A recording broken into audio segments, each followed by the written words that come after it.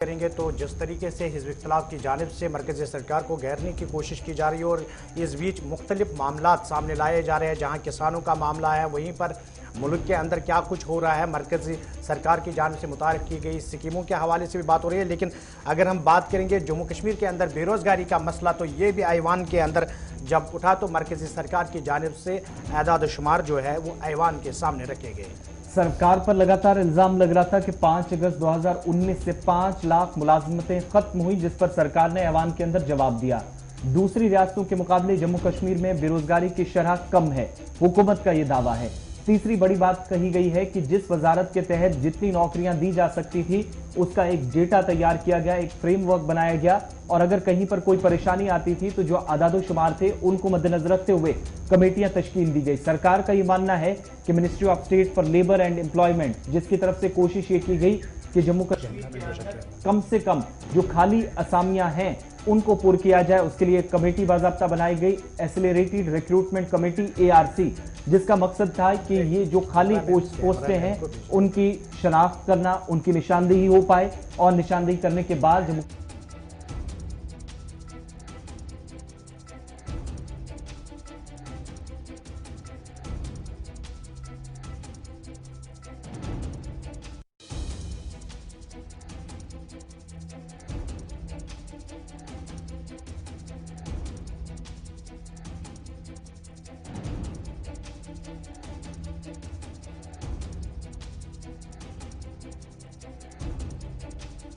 यानी 5 अगस्त के बाद 2019 5 अगस्त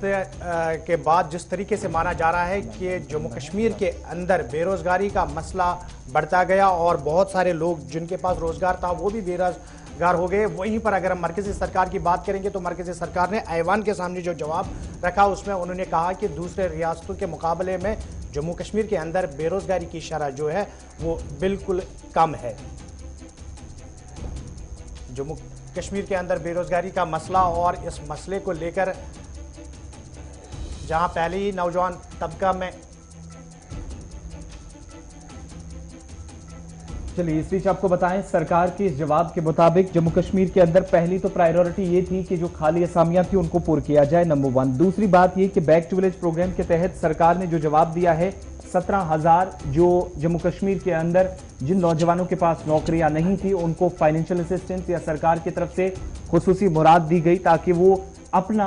कहीं पर यूनिट कायम कर या खुद का रोजगार कमा सकें। इसके लिए जम्मू कश्मीर बैंक की तरफ से इस शोबे को मुनज़्ज़म करने के लिए इकदाम किए गए।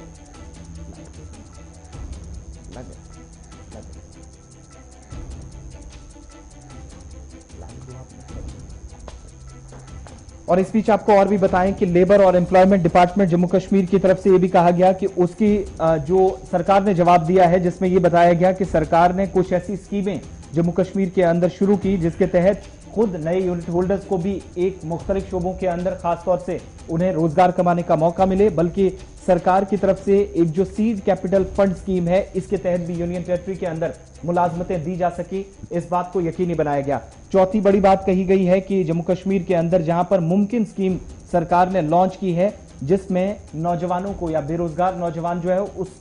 शरह को कम करने के लिए, बेरोजगारी के खात्मे के लिए मुमकिन स्कीम के तहत सरकार ने खुसूसी मुराद का ऐलान उन नौजवानों के लिए किया ताकि मकामी सतह पर रोजगार के मौके पैदा हो सकें और नौजवानों को खुद रोजगार का मौका मिले। पांचवी बड़ी बात कही गई है कि 5 अगस्त 2019 के बाद सरकार ने जो फैसले अब तक लिए हैं उनमें सबसे अहम फैसला यह था कि 5 लाख नौकरियां अगर एक तरफ खत्म हुई हैं तो इससे कहीं ज्यादा सरकार का दावा है कि मुख्तलिफ शोबों के अंदर न सिर्फ पोस्ट फिल करने के लिए सरकार ने कोशिशें की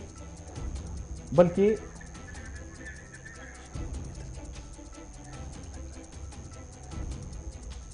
चलिए इस पे मजीद तफसीलात के लिए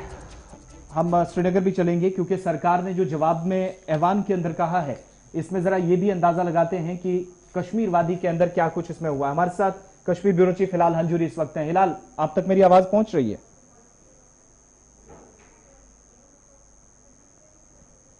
हिलाल, आप मुझे सुन पा रहे हैं?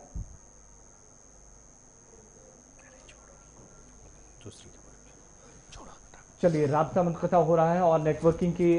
जो इस वक्त परेशानियां आ रही हैं जिसकी वजह से राब्ता नहीं हो पाया है। लेकिन आपको ये बताएं कि सरकार ने ये जवाब देते हुए कहा कि 5 लाख नौकरियां जरूर खत्म हुई, ये एक्सेप्टेंस है लेकिन दूसरी तरफ मुख्तलिफ शोबों के तहत या सरकार की मरकजी मुआवनत वाली स्कीमें, उनके तहत नौजवानों को खुद रोजगार का भी मौका यूनियन टेरिटरी के अंदर बिल्कुल। मरकजी सरकार के जवाब में ये भी कहा गया है कि जो जम्मू कश्मीर सरकार ने